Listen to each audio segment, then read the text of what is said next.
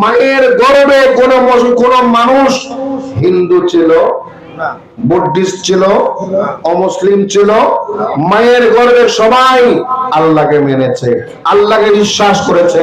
আল্লাহর রহমতের মোকাবেক্ষী ছিল, আল্লাহর রহমতের প্রতি মুহতাজ ছিল। ওই মায়ের গর্ভে 9 মাসের প্লাস 8 মাস, 8.5 মাস, 9 মাস, 9.5 মাস, যেই কয়দিন মায়ের গর্ভে ছিল ততদিন এক আল্লাহর রহমত ছাড়া কোনো উপায় ছিল না। ঠিক কি না? জোরে বলেন। আপনি ডাক্তারের কাছে যান, চিকিৎসা করেন, এগুলো একটা সিস্টেম মাত্র। ওই সন্তানকে লালিত পালিত করে বড় করার মালিক কে? আল্লাহ। মাথা থেকে পা পর্যন্ত সুস্থ শরীরে পৃথিবীর জমিনে পাঠানোর মালিক কে? আল্লাহ। আপনি বড় ভাগ্যবান, আপনাকে আমাকে আল্লাহ পাক মাজুর বানান নাই, হাত পা দিয়েছেন, ব্রেন দিয়েছেন, বুদ্ধি দিয়েছেন, সব নিয়ামত গোড়া দিয়ে পরিপূর্ণ মানুষ বানিয়ে পাঠিয়েছেন। ঠিক কি না? বলেন ঠিক কি না? আমার কথা না, হাদিসে পাকের মধ্যে রয়েছে, নবী ইরশাদ করলেন, ক্বালা রাসূলুল্লাহ, বলেন সাল্লাল্লাহু আলাইহি ওয়াসাল্লাম, কুল্লু মাউলুদিন ইউলাদু আলাল ফিতরা। যেটা বলুন সুবহানাল্লাহ। আল্লাহ নবী হায়াতুন নবী রাসূল পাক সাল্লাল্লাহু আলাইহি ওয়াসাল্লাম ইরশাদ করেছেন, ক্বালা রাসূলুল্লাহ সাল্লাল্লাহু আলাইহি ওয়াসাল্লাম, কুল্লু মাউলুদিন ইউলাদু আলাল ফিতরা।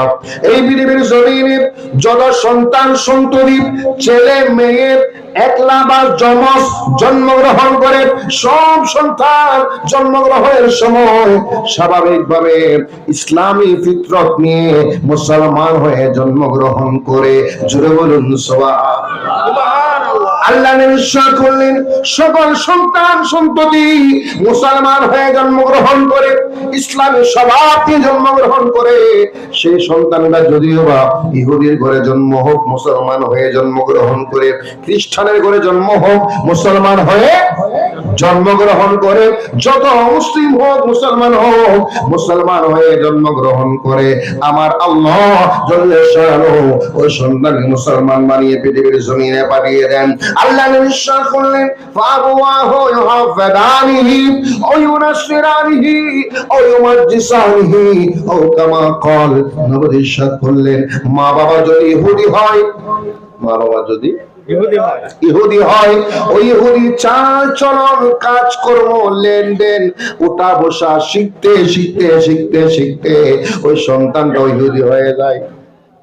ওই সন্তান ইহুদি হচ্ছে মা বাবার কারণে, ওই মা বাবা ইহুদি হওয়ার কারণে সন্তান ইহুদি হয়ে গিয়েছে। ফাবুয়াহু ইউহাফিদানিহি, তার মা বাবা তাকে ইহুদি বানিয়েছেন, ওয়া ইউনাসসারানিহি, অথবা খ্রিস্টান বানিয়েছেন, ওয়া ইউমাজ্জিসানিহি, অথবা মজুসি বানিয়েছেন, অগ্নি পূজারী বানিয়েছেন। এখন বান্দা কেন ইহুদি হলো, কেন খ্রিস্টান হলো, কেন অগ্নি পূজারী হলো, কেন মূর্তি পূজারী হলো? তার কারণ হচ্ছে মা বাবা যদি অগ্নি পূজারী হয়েছিল, অগ্নি পূজারী হয়ে যাচ্ছে, বাবা থেকে মা থেকে শিখতে শিখতে তারা ইহুদি হয়ে যায়, খ্রিস্টান হয়ে যায়।